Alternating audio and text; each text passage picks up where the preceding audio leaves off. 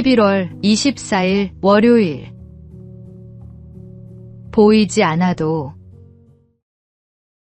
지난 9월 광주 국제양궁장에서 열린 세계 장애인 양궁 선수권대회 시각장애인 종목 경기는 특별했습니다.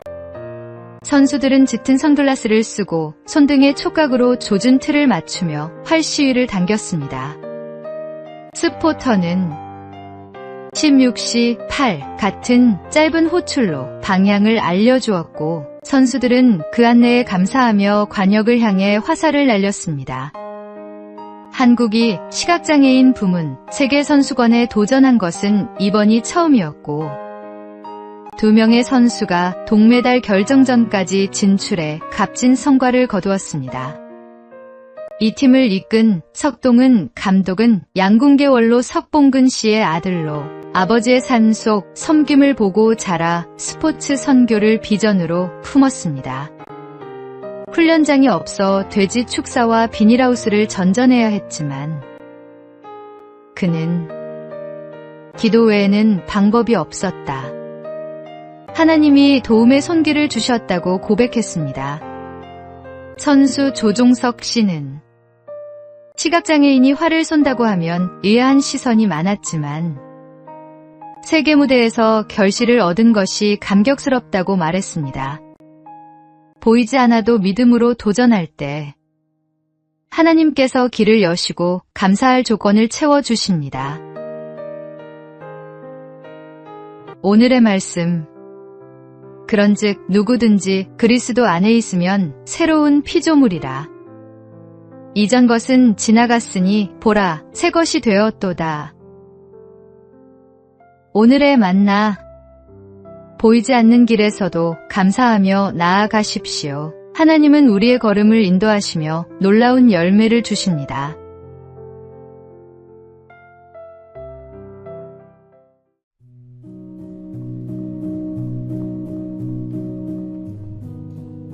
(11월 25일) 화요일. 생명의 돌.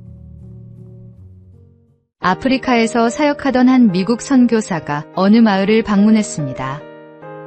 마을 입구에는 작은 개울이 있었는데 건너오는 사람마다 머리에 큰 돌을 이고 개울을 건넌 뒤 돌을 내려놓고 가는 것이었습니다. 이상히 여긴 선교사가 이유를 묻자 한 주민이 대답했습니다. 이 개울은 좁아 보이지만 한가운데 물살이 너무 세서 큰 돌을 머리에 이고 건너지 않으면 모두 떠내려갑니다. 조금만 흘러내려가면 낭떠러지로 떨어져 목숨을 잃게 됩니다.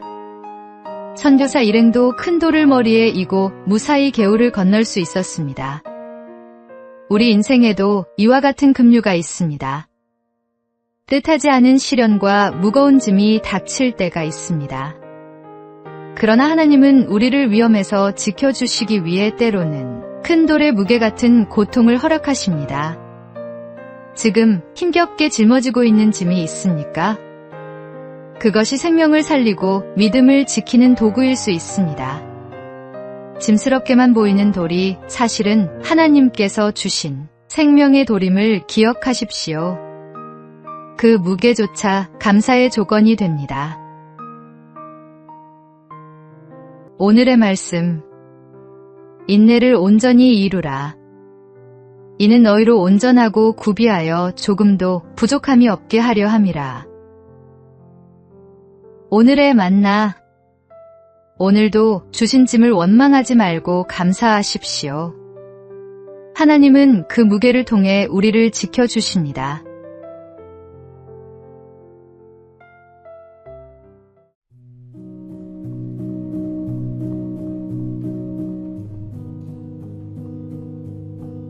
(11월 26일) 수요일. 유혹을 거절하다. 중국 춘추전국 시대, 노나라에 복무제라는 사람이 있었습니다. 그는 신부라는 고을의 원님이었는데 어느 날 제나라 군사들이 쳐들어왔습니다. 성문을 닫아야 했지만 성밖 들판에는 노랗게 익은 보리가 있었습니다. 대신들은 백성들에게 닥치는 대로 추수하게 하자고 권했지만 복무제는 단호히 거절했습니다. 결국 곡식은 모두 약탈당했으나 그는 이렇게 말했습니다. 백성들이 남의 곡식을 공짜로 얻는다면 앞으로 땀 흘려 일할 마음을 잃고 남의 것을 쉽게 빼앗을 수 있다고 생각할 것입니다. 그 해악은 10년이 지나도 고칠 수 없습니다. 우리도 종종 왜 나에겐 행운이 없을까 생각합니다. 그러나 하나님은 우리가 불로소득에 기대어 인생을 흐트러뜨리도록 내버려 두지 않으십니다. 성실히 땀 흘리며 사는 삶이 결국 가장 안전하고 복된 길임을 아시기 때문입니다.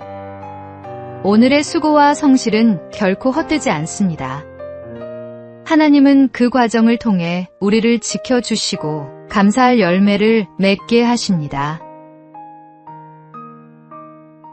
오늘의 말씀. 내가 내 손이 수고한 대로 먹을 것이라. 내가 복되고 형통하리로다.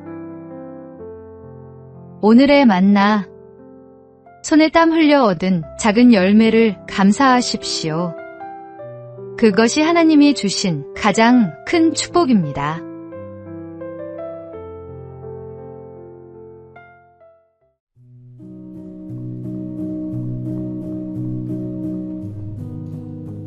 (11월 27일) 목요일. 편의점 불빛.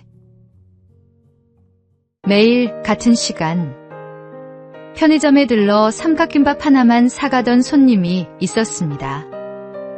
여러 달 동안 이런 일이 반복되자 편의점 사장님은 걱정이 커져갔습니다. 그는 계산대 포스기에 신고 버튼을 눌러 구청 직원에게 도움을 요청했습니다. 뭔가 사정이 있어 보이는데 이분을 도와주세요. 알고 보니 그 손님은 배우자를 잃고 우울증을 앓으며 삼각김밥으로 끼니를 이어가고 있었습니다. 이후 그는 음식 바우처 서비스와 복지사의 도움을 받으며 조금씩 웃음을 되찾았습니다. 울산 남구에서는 편의점이 마을의 이웃 지킴이 역할을 하는 사업을 진행 중입니다. 편의점은 간단한 끼니를 해결하러 자주 들르는 곳이기에 사각지대의 이웃을 가장 먼저 발견할 수 있습니다. 지원이 필요하다고 판단되면 바우처를 지급하고 생계와 주거 지원도 제공합니다. 지난 10개월 동안 실업급여가 끊긴 실직자, 보이스피싱 피해를 당한 중년 여성, 외로움에 시달리던 어르신 등 수많은 이웃이 편의점을 통해 도움을 받았습니다. 편의점 사장님은 말합니다. 편의점 불빛이 단순히 물건을 파는 곳이 아니라 동네를 지켜주는 따뜻한 눈이 되고 있다니 뿌듯합니다. 작은 관심이 생명을 살립니다. 오늘의 말씀. 내 이웃을 내 자신과 같이 사랑하라. 오늘의 만나. 오늘 주변을 돌아보며 도움이 필요한 이웃이 있는지 살펴보십시오. 작은 관심 하나가 누군가에게는 삶의 희망이 될 수 있습니다.